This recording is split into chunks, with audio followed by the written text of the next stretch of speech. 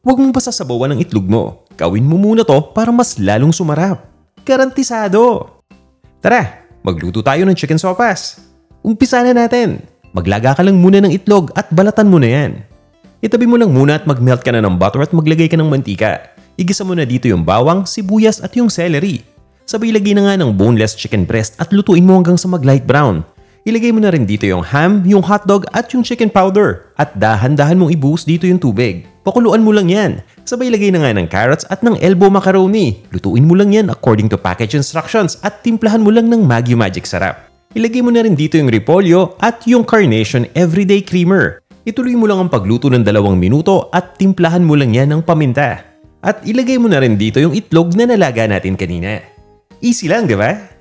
Nasa website natin yung recipe. At kung nagustuhan mo tong video na to, baka pwedeng pakishare naman.